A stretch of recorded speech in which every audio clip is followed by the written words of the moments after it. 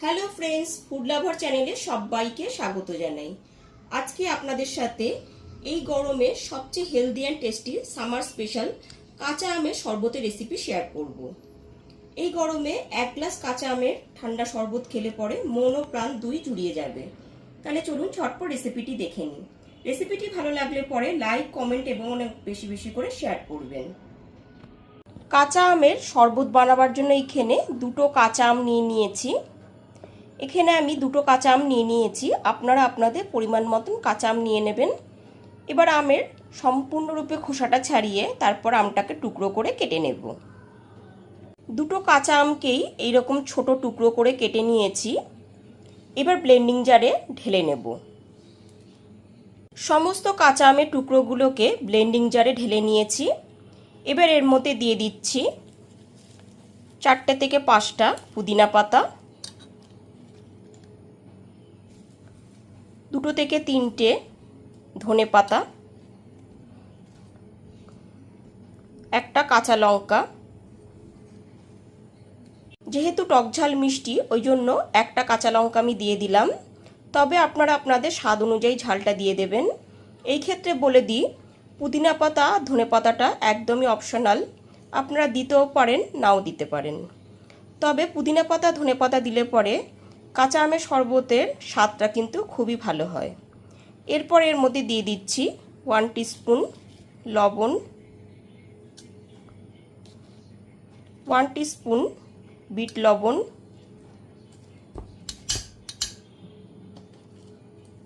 দিয়ে দেব 1 টিস্পুন গোলমরিচের গুঁড়ো,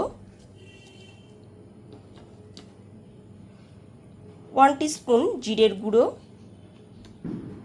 আর 2 টেবিল চামচ চিনি। সব কিছু দিয়ে দেওয়ার পর তারপর দিয়ে দিচ্ছি পরিমাণ মতো ঠান্ডা জল। এবার খুব ভালো মতো ব্লেন্ড করে নেব। খুব ভালোভাবে এটাকে ব্লেন্ড করে নিয়েছি। আমের আঁশবাবদ যদি কিছু থেকে থাকে ওই জন্য এটাকে ছাঁকনি দিয়ে ছেঁকে নেব। শরবত খাওয়ার সময় যদি আঁশবাবদ মুখে কিছু পড়ে ওই জন্য শরবতটা খাওয়ার সময় কিন্তু খুব একটা ভালো লাগবে না, ওই জন্য একটা ছাঁকনি দিয়ে ছেঁকে নিচ্ছি।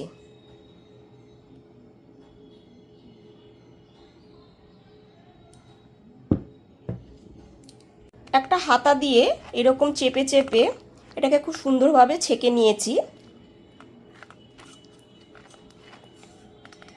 মিশ্রণটা এখানে খুব ভালো মতো ছেঁকে নেওয়ার পর মিশ্রণটা কিন্তু অনেকটাই ঘন মনে হচ্ছে, ওই জন্য হাফ গ্লাস পরিমাণ ঠান্ডা জল দিয়ে দিচ্ছি।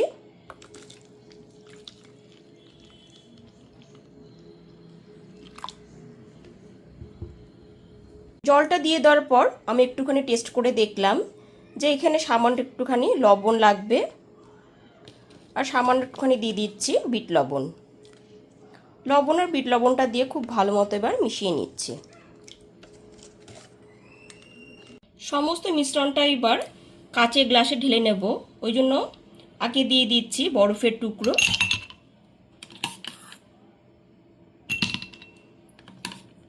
বরফের টুকরোগুলো দিয়ে দেওয়ার পর তারপর এরকম এক হাতা করে দিয়ে দিচ্ছি। প্রত্যেকটা গ্লাসে ভর্তি করে শরবতটাকে দিয়ে দিচ্ছি। এইবার একদমই ফাইনালি তৈরি হয়ে গেল কাঁচা আমের শরবত। এবার ঠান্ডা ঠান্ডা কাঁচা আমের শরবত সার্ভ করব। তাহলে আপনারাও খুব সহজেই কাঁচা আমের শরবত বানিয়ে নিন আর আমাকে কমেন্ট করে জানান যে রেসিপিটি আপনাদের কাছে কেমন লাগলো।